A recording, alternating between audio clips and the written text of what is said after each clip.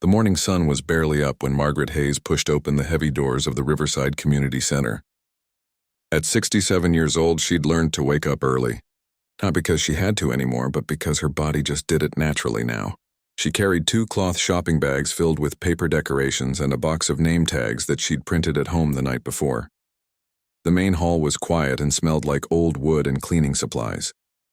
Margaret liked it this way before anyone else arrived, when she could take her time setting things up without people asking her questions or needing her help with this or that. She'd been working as an activities coordinator at Sunset Grove Nursing Home for almost 15 years now, but today was different. Today she was volunteering for something bigger, the annual charity fundraiser, the event that everyone in town talked about for weeks. Margaret set her bags down on one of the folding tables and looked around the room.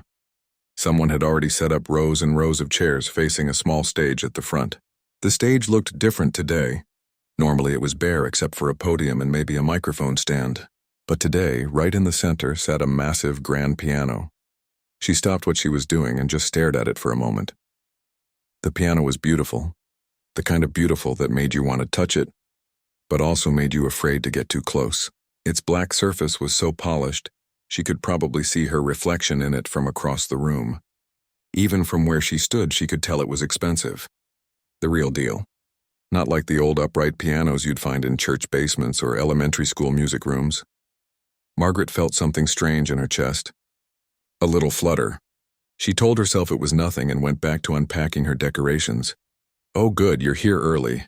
Margaret turned to see Patricia Chen rushing through the doors, carrying what looked like a clipboard, a tablet, and at least 3 different tote bags. Patricia was the main organizer of the fundraiser, and somehow always looked both extremely busy and completely in control at the same time. "Morning, Patricia," Margaret said with a small smile, just getting the name tags ready. "You're a lifesaver, honestly." Patricia dropped her bags onto a nearby table with a heavy sigh. "Today has already been a disaster and it hasn't even started yet." Margaret raised her eyebrows. "What happened?" The pianist canceled. Patricia said it like she was announcing the end of the world. "Jonathan Reeves. You know, the one from the symphony. He was supposed to play during the cocktail hour and then again during intermission. Food poisoning. Called me at 6 in the morning. "Oh no," Margaret said, and she meant it. She knew how hard Patricia had worked on this event. "I've called everyone I can think of," Patricia continued, pacing now. "But everyone who's any good is either already booked or can't make it on such short notice. We have over 200 people coming tonight, donors, the mayor's going to be here, and we're going to have this gorgeous piano just sitting there like a very expensive decoration." Margaret looked at the piano again. That flutter in her chest came back stronger this time. "I could play something," she heard herself say. The words came out quiet, almost like she hadn't meant to say them out loud. Patricia stopped pacing. "What? I mean..." Margaret felt her face getting warm. "I know a little piano. From when I was young. I could play something simple during intermission. Just to fill the space. Nothing fancy." Patricia's eyes went wide. "Margaret, are you serious?" "You play piano?" "A little bit. I haven't played in years, but I remember some basic things. Scales, simple songs. Nothing like what you had planned with the professional, but it's better than silence." Patricia grabbed Margaret's hands. "Oh my God, you would do that? You would save me like that?" Margaret laughed nervously. "Sure, I can play a few notes. That's all. Just something light and simple." "You are amazing. Truly amazing." Patricia was already typing something into her tablet. "Okay, so we'll introduce you during intermission. Keep it short, maybe 5 minutes? Something classical and pretty?" 5 minutes, Margaret repeated, and suddenly those words felt very long. "Okay, I can do that." The rest of the morning passed in a blur of activity. More volunteers arrived. They set up tables covered in white cloths, arranged flowers in vases, tested the sound system, and hung up banners with the charity's logo. Margaret helped with all of it, trying not to think about the piano, trying not to think about what she'd just agreed to do. But every time she walked past it, she felt that strange feeling again, like something old and dusty was waking up inside her. Around lunchtime, when most of the setup was done, Patricia asked Margaret to do a quick sound check. "Just so we know the microphone levels are right," she explained. Margaret's heart was beating faster than it should as she walked up onto the stage. The piano looked even bigger up close. She sat down on the bench and had to adjust it forward a bit. Her hands were shaking slightly as she lifted them over the keys. She pressed down on middle C. The sound that came out was perfect. Clear and rich and somehow sad. She played a simple scale, C, D, E, F, G, A, B, C. Her fingers remembered where to go even though she hadn't done this in so long. More than 50 years. The numbers felt impossible when she thought about them. When she was a little girl growing up in a tiny apartment in the Bronx, there had been an old upright piano in the basement of their building. The landlord didn't mind if she played it. She'd go down there every day after school, teaching herself at first and then later, when her mother saved up enough. She took real lessons from Mrs. Kowalski, who lived on the 3rd floor. Margaret had been good. Really good. Better than good, actually.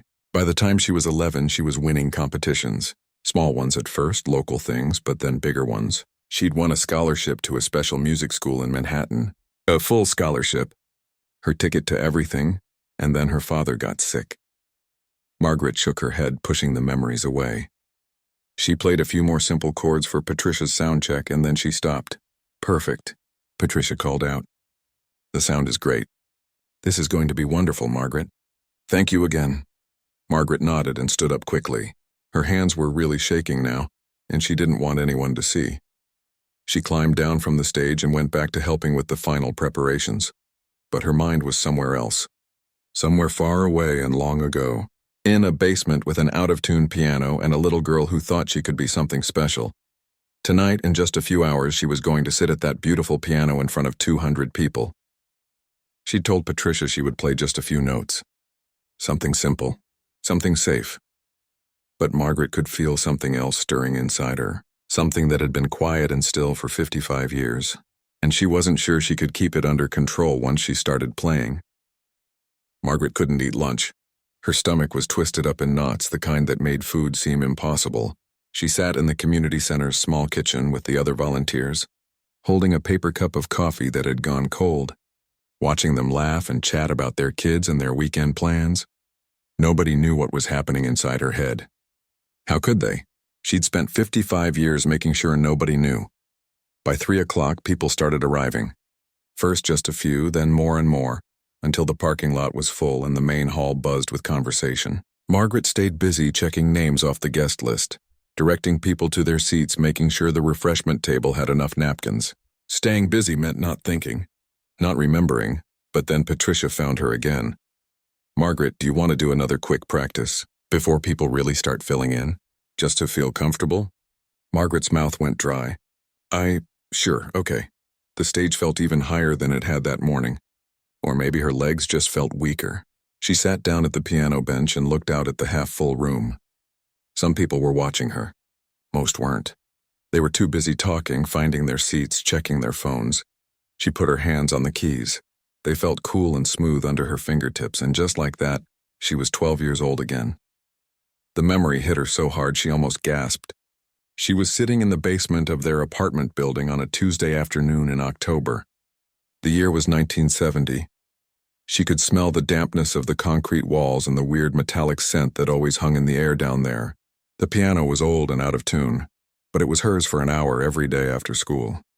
She remembered the feeling of the keys under her small hands, how she'd taught herself to read music by checking out library books, studying them under her covers at night with a flashlight, because she shared a bedroom with her 2 younger sisters, how Mrs. Kowalski from the 3rd floor had heard her playing one day and knocked on her mother's door. Your daughter has a gift, Mrs. Kowalski had said. Margaret remembered standing in the hallway pretending not to listen. A real gift.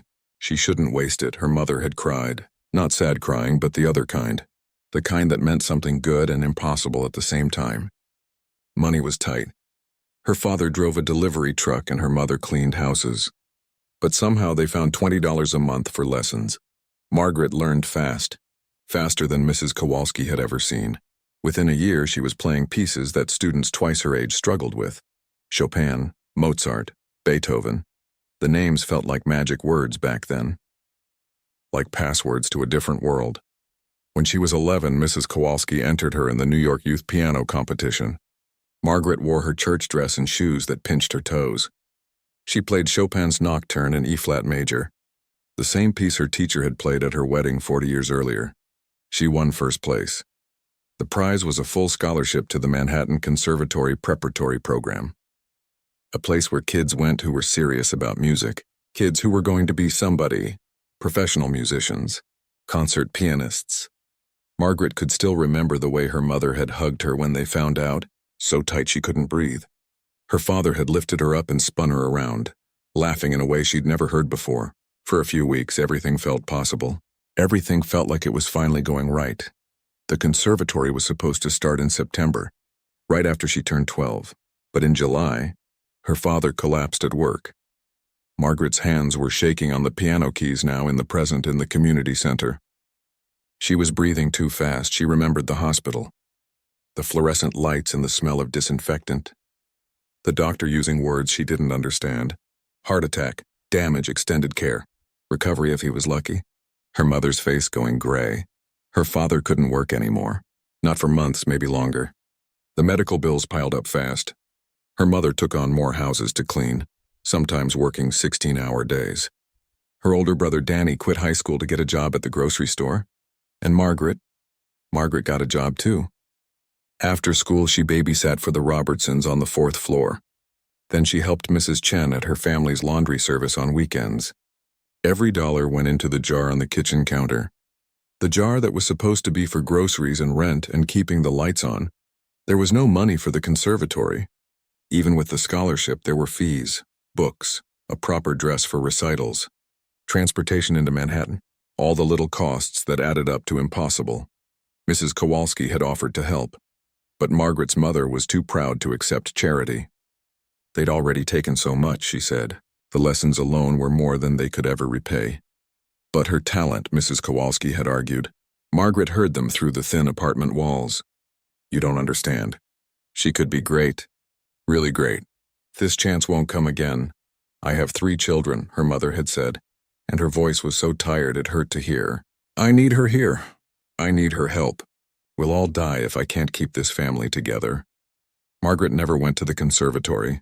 She told herself it was fine. She told herself she was doing the right thing. Family came first.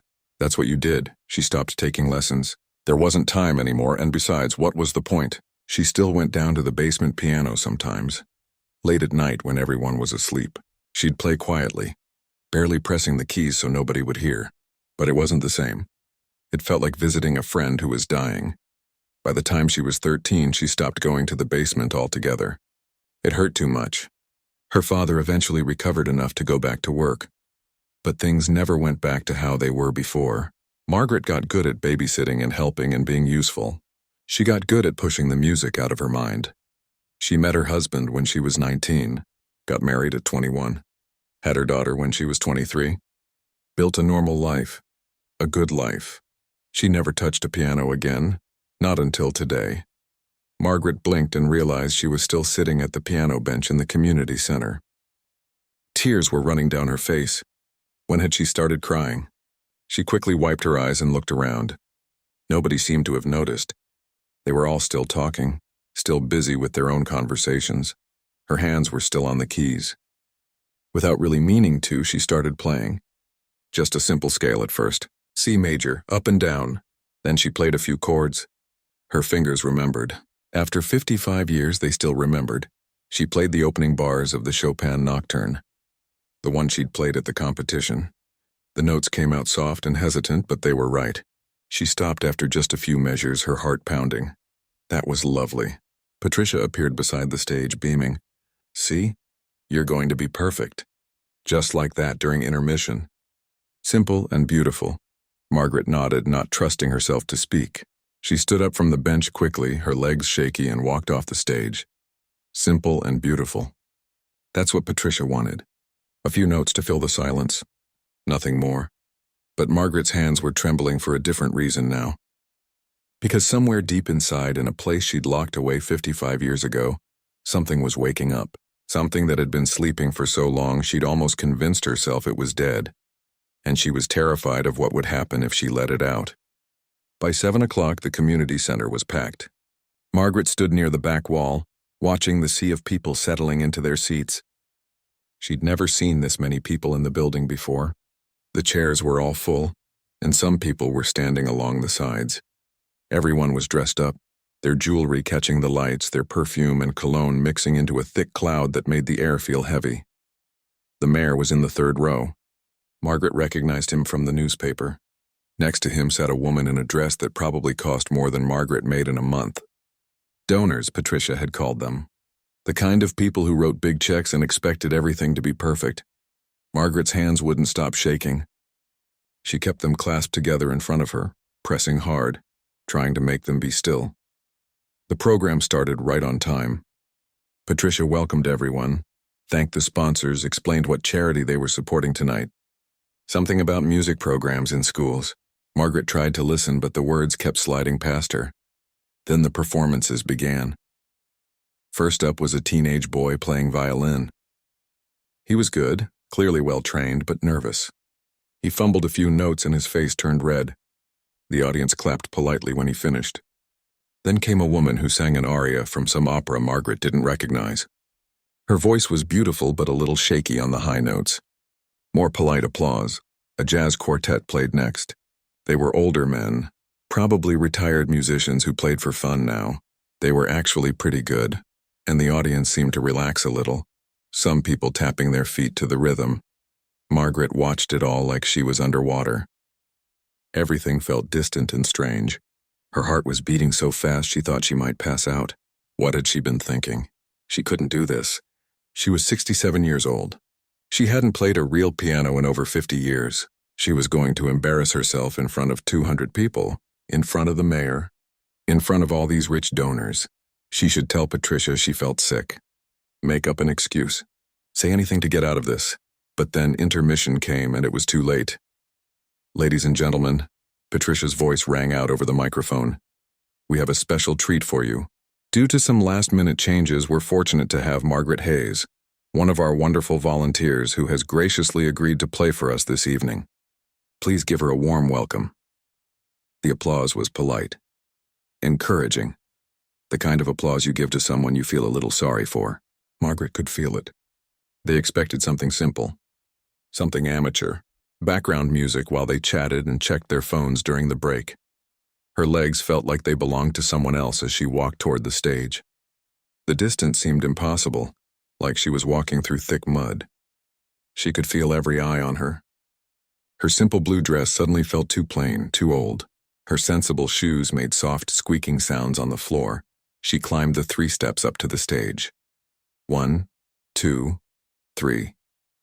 The piano waited for her like a big black animal, beautiful and terrifying. Margaret sat down on the bench. She adjusted it even though it was already in the right position. She was stalling and she knew it. Her mouth was so dry she couldn't swallow. She looked out at the audience. Most people were still talking to each other. Some were already getting up to head to the refreshment table. A few were checking their phones, their faces lit up by the blue glow of their screens. They weren't expecting anything. That should have made it easier, but somehow it made it worse. Margaret put her hands on the keys. They were shaking so badly she thought everyone must be able to see it. She took a breath. Then another, and then she started to play. The opening notes of Chopin's Nocturne in E-flat major floated out into the room. Soft, gentle, simple, like she'd promised Patricia. The melody was sweet and uncomplicated, the kind of thing you'd hear in a hotel lobby or a nice restaurant. She kept her eyes on the keys. She didn't want to see the audience, didn't want to see them not paying attention, not caring. This was fine. This was what they wanted. A few nice notes during intermission, nothing more. But then something strange started to happen. Her hands stopped shaking. They remembered this piece. They'd played it 1,000 times when she was young. The muscle memory was still there, buried deep but not gone, not dead. Her fingers began to move with more confidence, finding the notes without her having to think about them. And as they did, something else started to happen inside her. The music began to open something up, like a door that had been locked for 55 years was suddenly creaking open. Behind that door was the girl she used to be. The girl who played piano in a basement and dreamed of concert halls. The girl who was going to be somebody. The girl who gave it all up. The piece was supposed to be simple, but Margaret felt her fingers starting to add things. Small things at first, a little more feeling in the phrasing, A bit more dynamics, more contrast between soft and loud. The way she used to play it when Mrs. Kowalski would nod approvingly and say, "Yes, just like that." Make it speak. She could feel it building inside her. 55 years of silence. 55 years of pushing it all down and away and pretending it didn't matter. All of it was right there, under her fingers, wanting to come out. Around the room, people started to notice something was different.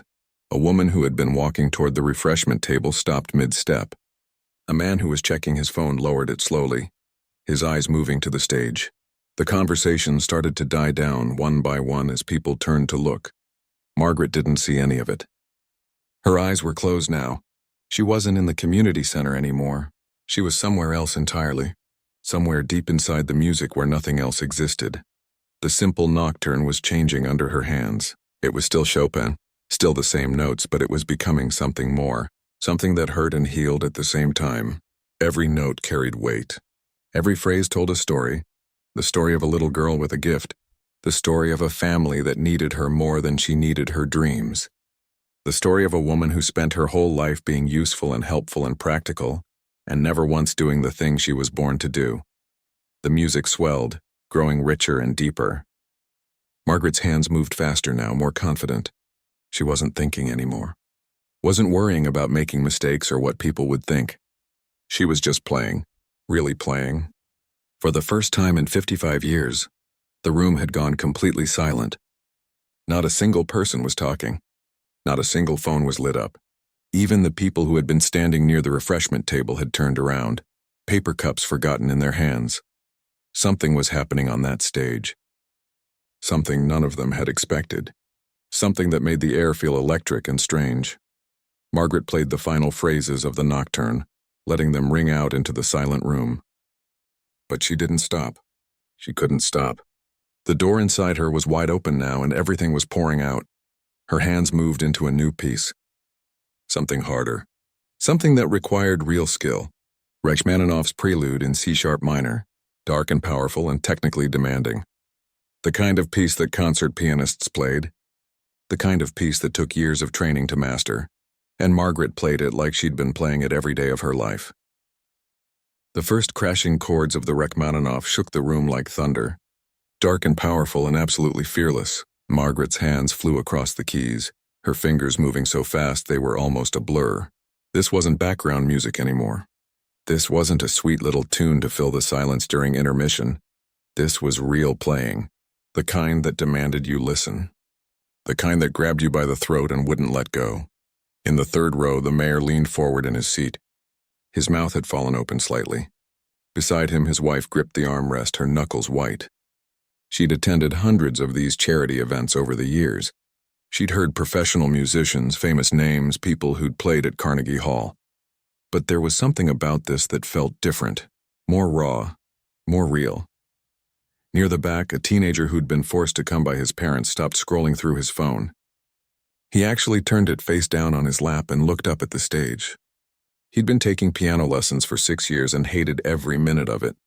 But watching this old lady in her simple blue dress play like her life depended on it, something shifted in his chest, something he didn't have words for yet. Patricia stood frozen near the sound booth, her clipboard hanging forgotten in her hand. She'd asked Margaret to play a few simple notes. 5 minutes, she'd said, something light and pretty.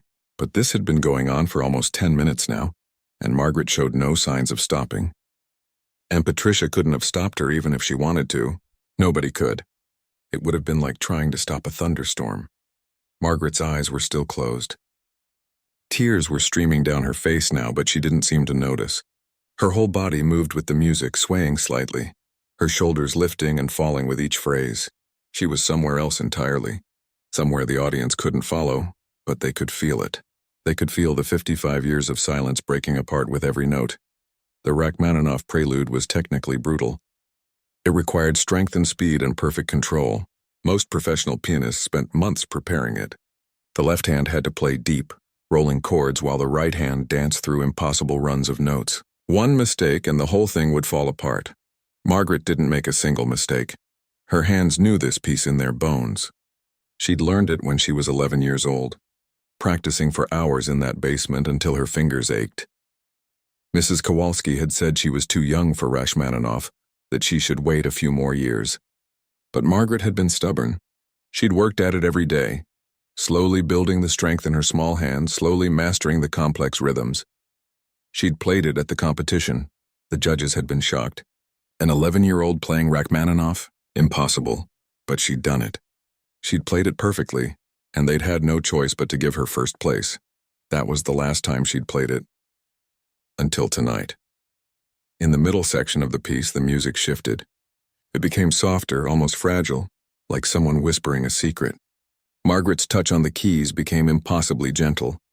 You could have heard a pin drop in that room. People were holding their breath without realizing it. Then it built again. Slowly at first, then faster, the tension mounting with every measure.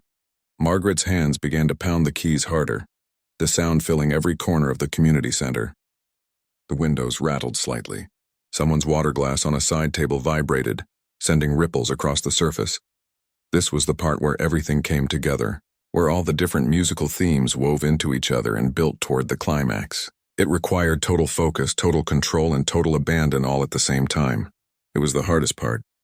The part that separated good pianists from great ones.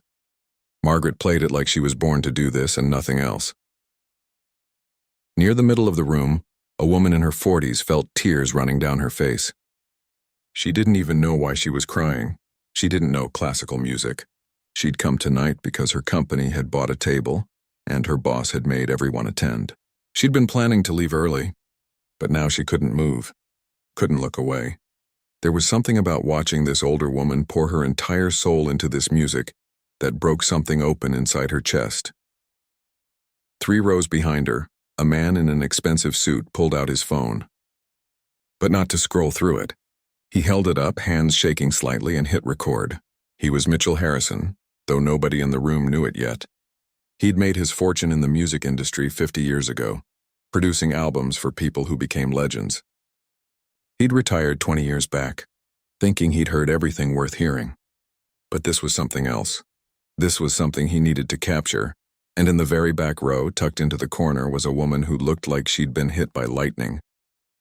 Her name was Beth. She was 43 years old, worked as a dental hygienist, and she'd come tonight because she'd seen the flyer at work and figured why not.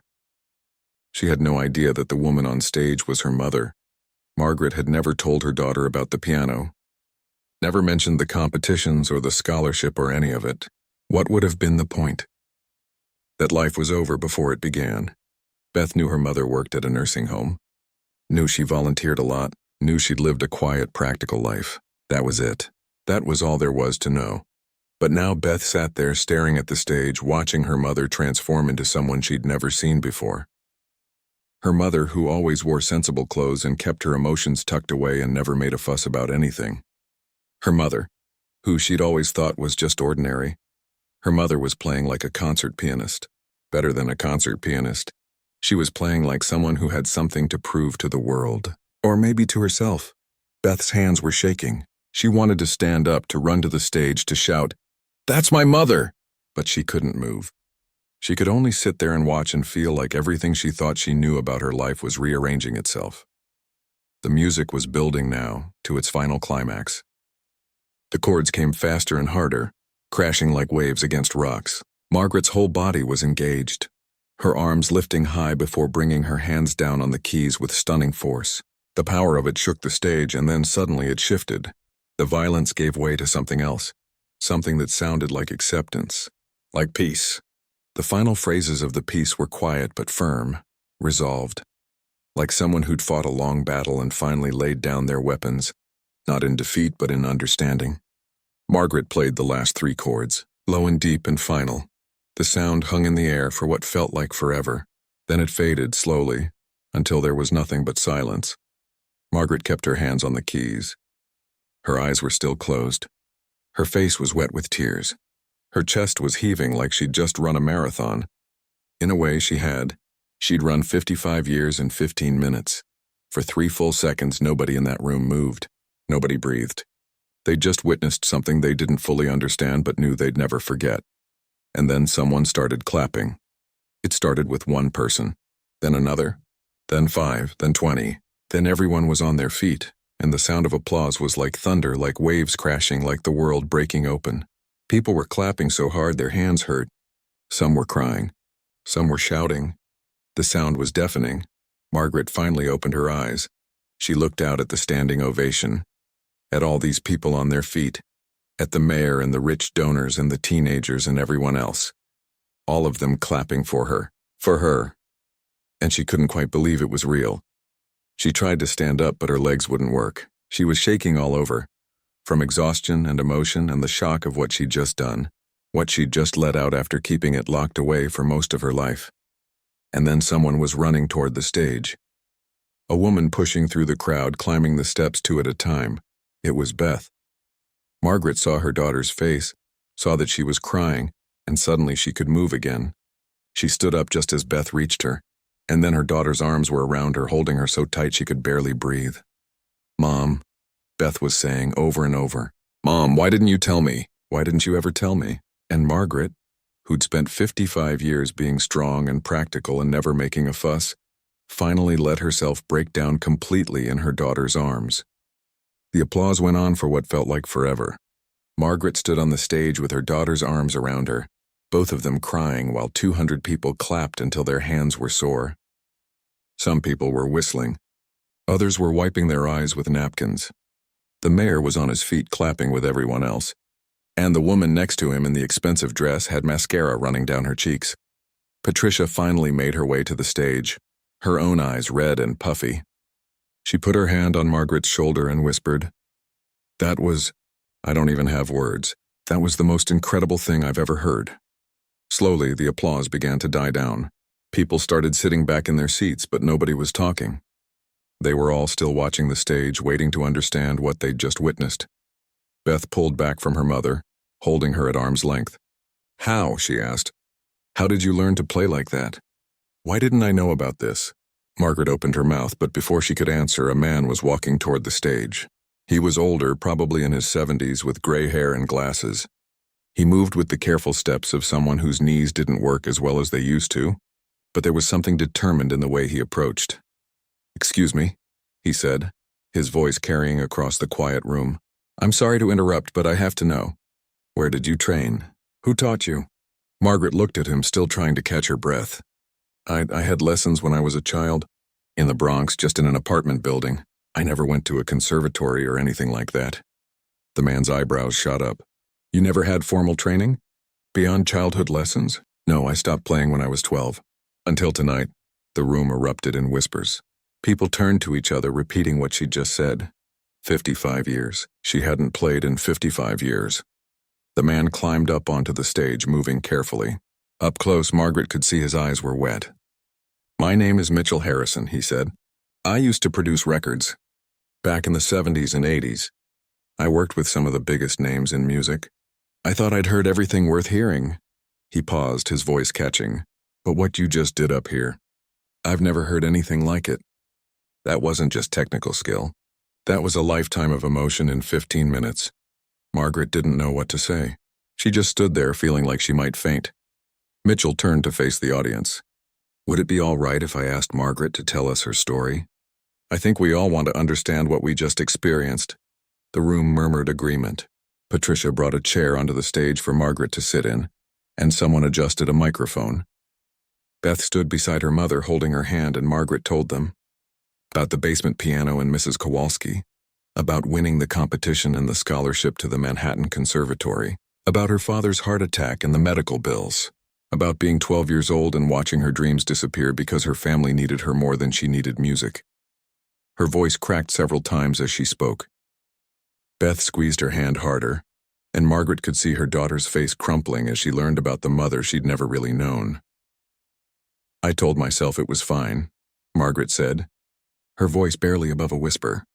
"I told myself that being useful was enough, that helping people was its own reward, and it is, it really is. I don't regret the life I lived.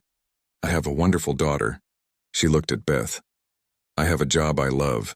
I've helped a lot of people over the years." She paused, wiping her eyes. "But there was always this part of me that wondered what would have happened if things had been different. If I'd gotten to go to that school. If I'd gotten to keep playing. And tonight when I sat down at that piano, something just broke open. 55 years of wondering. Of missing it. Of pretending I didn't care. The room was completely silent except for the sound of people sniffling and trying not to cry too loudly. Mitchell stepped forward again. "Margaret, I have a proposition for you." "Actually, several propositions," he smiled. "First, there's a charity I've been wanting to start for years. A music scholarship fund for kids who have talent, but can't afford lessons or instruments or school fees. Kids like you were. I'd like to start that fund tonight in your name. The Margaret Hayes Music Scholarship." More whispers rippled through the crowd. Several people were already pulling out their phones, probably to make donations. "Second," Mitchell continued, "I know a recording studio. A good one. I'd like to pay for you to record an album, all the pieces you never got to play. We'll donate the proceeds to the scholarship fund." Margaret's mouth fell open. I can't. "I'm 67 years old, so?" Mitchell said. "You think music has an expiration date? What you played tonight was timeless. Age has nothing to do with it." Beth was crying again, but this time she was smiling too. "Mom, you have to do it. Please say yes." Margaret looked out at the audience, at all these faces watching her with hope and excitement, at the mayor nodding encouragingly, at the teenagers who were actually paying attention for the first time all night, at Patricia, who was grinning like Christmas had come early. "Okay," Margaret heard herself say. "Yes, okay." The room erupted in applause again, though not as loud as before. People were too emotionally exhausted, but it was warm and genuine and full of joy. The rest of the evening passed in a blur. People kept coming up to her, shaking her hand, telling her their own stories about dreams they'd given up or talents they'd hidden away. A woman told her she used to paint but stopped when she had kids. A man said he'd wanted to be a writer but became an accountant instead. A teenager said she was thinking about quitting violin, but after tonight maybe she'd stick with it a little longer. Patricia pulled Margaret aside before she left. "We need you," she said. "The community center. We need a piano teacher. I know you work at the nursing home, but maybe weekends? Or evenings. We have kids who want to learn but their families can't afford private lessons." Another yes. Margaret was saying yes to everything tonight, and it felt terrifying and wonderful at the same time. 3 months later, Margaret walked onto the stage of the same community center. But this time it looked completely different. They'd added real stage lights, put up curtains, advertised her performance in the local newspaper and on social media. The tickets had sold out in 2 days. Every seat was filled. Beth sat in the front row with her husband and their kids, Margaret's grandchildren, who'd never known their grandmother played piano until that night 3 months ago. Mitchell Harrison was there with a recording crew, ready to capture everything for the album. Patricia was in the back beaming with pride, and scattered throughout the audience were her students, the kids she'd been teaching on Saturday mornings. 12 of them now, ranging from age 7 to 16. Margaret wore a new dress, nothing fancy but nicer than her usual clothes. Blue again because it was her favorite color. Her hands were steady as she walked to the piano. No shaking this time. No fear. She'd spent 3 months preparing for this. Not just practicing the pieces, but learning how to let herself be this person again. The person who played piano. The person who was allowed to have this gift and share it with the world. She sat down at the bench and looked out at the audience. So many faces, so much love and support. It still felt surreal. "I want to dedicate tonight's performance to my father," she said into the microphone, her voice clear and strong, and to everyone who ever had to set their dreams aside for a while. "It's never too late. I promise you it's never too late." She put her hands on the keys and began to play. The music that filled the room that night was beautiful. It was technically perfect and emotionally rich, but more than that, it was free. It was the sound of someone finally, after 55 years, letting themselves be exactly who they were meant to be. And in the front row, Beth watched her mother with tears streaming down her face, thinking about all the years they'd missed, all the conversations they'd never had, but also thinking about all the years they had ahead of them, all the performances she'd get to watch, all the students her mother would teach, all the lives that would be changed because one woman finally found the courage to sit down at a piano and play a few notes. Sometimes a few notes is all it takes. Sometimes that's where everything begins. Margaret played for over an hour that night, and when she finished, when the last note faded into silence and the applause began, she smiled, really smiled. The kind of smile that comes from deep inside, from a place that had been quiet for too long. She was 67 years old. She was a piano teacher, She was a performer. She was going to record an album. She was helping kids who reminded her of herself. She was finally, truly, completely herself. And it was just the beginning.